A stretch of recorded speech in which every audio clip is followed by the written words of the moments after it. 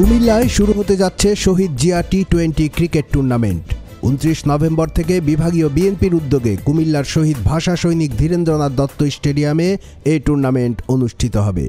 এ উপলক্ষে বৃহস্পতিবার সকালে কুমিল্লা স্টেডিয়ামে সংবাদ সম্মেলনে বিস্তারিত জানান বিএনপির কেন্দ্রীয় ত্রাণ ও পুনর্বাসন বিষয়ক সম্পাদক আমিনুর রশিদ ইয়াসিন।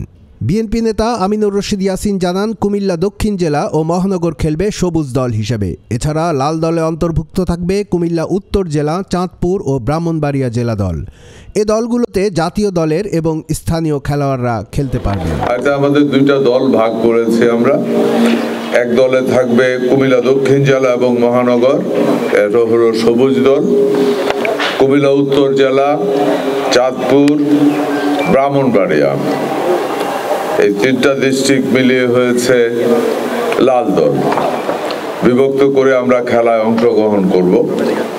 দুই দলে স্থানীয় এবং জাতীয় পর্যায়ে খেলোয়াড় অংশগ্রহণ করবে। সংবাদ সম্মেলনে আরও উপস্থিত ছিলেন কুমিল্লা মহানগর বিএনপির আহ্বায়ক উদ্বাতুল বারী আবু, দক্ষিণ জেলা বিএনপির সদস্য সচিব হাজী জসিমউদ্দিন, কুমিল্লা মহানগর বিএনপির সদস্য সচিব ইউসুফ মোল্লা টিপু ও বিএনপি নেতা নিজামউদ্দিন কায়সার। আয়োজকরা জানান, তারুণ্যের নবজাগরণকে উজ্জীবিত করার লক্ষ্যে শহীদ রাষ্ট্রপতি জিয়াউর রহমানের নামে সারা দেশেই এই টি-20 ক্রিকেট টুর্নামেন্ট অনুষ্ঠিত হতে যাচ্ছে। এরই ধারাবাহিকতায় কুমিল্লা বিভাগীয় ক্রিকেট টুর্নামেন্ট অনুষ্ঠিত হবে শহীদ ধীরেন্দ্রনাথ দত্ত স্টেডিয়ামে।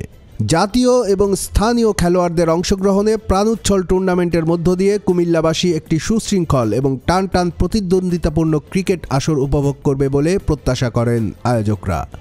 কুমিল্লার কাগজ নিউজ ডেস্ক।